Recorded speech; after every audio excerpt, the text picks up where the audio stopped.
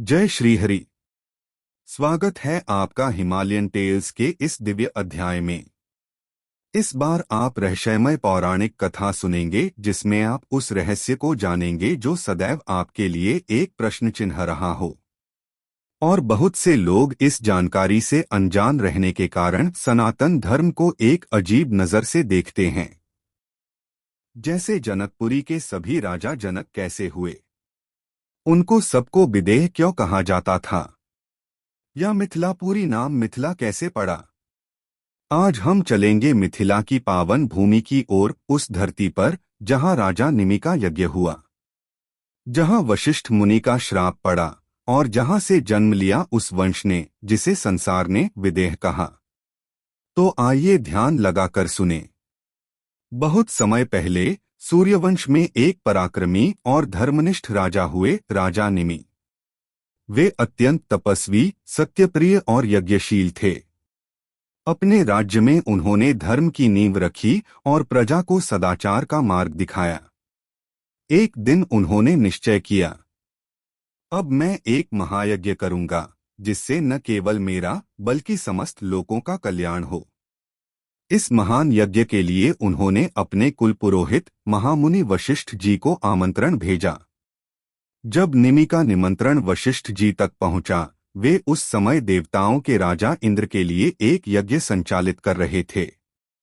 उन्होंने प्रेम पूर्वक संदेश भेजा, राजन, मैं इंद्र का यज्ञ संपन्न कर लूं, तब आपके यज्ञ में उपस्थित होऊंगा। कृपया कुछ समय प्रतीक्षा करें। लेकिन राजा निमि का हृदय अधीर था। यज्ञ का समय निश्चित था, ब्राह्मण मंडल एकत्र हो चुका था और देश देशांतर से ऋषियां पहुंचे थे। उन्होंने सोचा, धर्म कार्य में विलंब उचित नहीं। वशिष्ठ जी पधारें तो ठीक, अन्यथा कोई और योग्य ब्राह्मण यह कार्य संपन्न करे। और उन्होंने यज्ञ का शुभारंभ कर दिया। जब इंद्र का यज्ञ पूर्ण हुआ, वशिष्ठ जी वहां से लौटे और देखा कि राजा निमि ने यज्ञ आरंभ कर दिया है। उनका मन क्रोधित हो उठा। राजा ने बिना मेरी अनुमति के यज्ञ प्रारंभ कर दिया। यह मेरा अपमान है। क्रोध में वशिष्ठ जी ने राजा निमि को श्राप दे दिया, निमि, तुम इस देह को त्याग कर दोगे। लेकिन राजा भी धर्मनिष्ठ और तेजस्वी थे। उन्होंने कहा, मुनिवर, आपने बिना मेरा दोष सुने मुझे श्राप दिया है, अतः आप भी इस शरीर का परित्याग कर देंगे। दोनों के वचन सत्य हो गए। राजा निमि और वशिष्ठ दोनों ने अपना भौतिक शरीर त्याग दिया। राजा निमि का विदेह रूप। यज्ञ के पूर्ण होने के पश्चात यज्ञ में सम्मिलित ब्राह्मणों ने देवताओं से प्रार्थना की, हे देवगण, हमारे यजमान निमि धर्मनिष्ठ थे, कृपया इन्हें पुनः जीवन प्रदान करें। देवताओं ने पूछा, राजा निमि, क्या आप फिर से शरीर धारण करना चाहेंगे? राजा ने कहा, नहीं, मैं अब इस देह के बंधन में नहीं रहना चाहता। मैं विदेह बनकर केवल आत्मरूप में स्थित रहना चाहता हूं।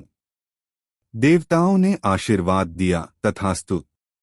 तुम अब शरीर रहित विदेह कहलाओगे और तुम्हारे नाम से यह भूमि विदेह कहलाएगी। आज से तुम जीव की पलकों में निवास करोगे और पलकों के झपकने को निमिष काल खंड कहा जाएगा और उसी से तुम्हारी उपस्थिति का भान समझा जाएगा। तब से राजा निमि जीव की पलकों में निवास करते हैं। और इस प्रकार विदेह राजा निमि की आत्मा लोक में स्थित रही और उनके वंशजों ने मिथिला का शासन संभाला। राजा निमि के शरीर से जब अग्निहोत्र की ज्वाला उठी, तब ब्राह्मणों ने मंथन करके एक दिव्य पुत्र उत्पन्न किया। मंथन से पैदा हुए पुत्र को मिथिलेश कहा गया और शरीर से जन्म होने के कारण उनका एक नाम जनक पड़ा। निमि कुल के सभी राजा जनक कहलाए।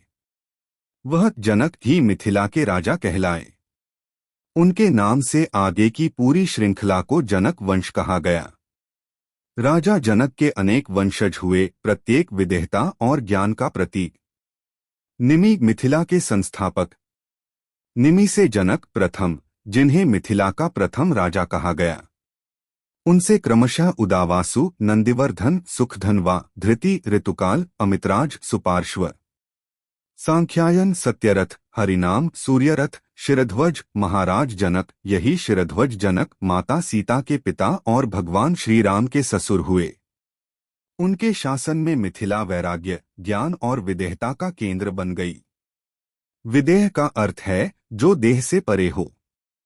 राजा निमि के त्याग ने ही यह संदेश दिया कि जब तक हम शरीर से, अहंकार से और कर्मफल के मोह से बंधे हैं, तब तक सच्चा ज्ञान नहीं मिलता।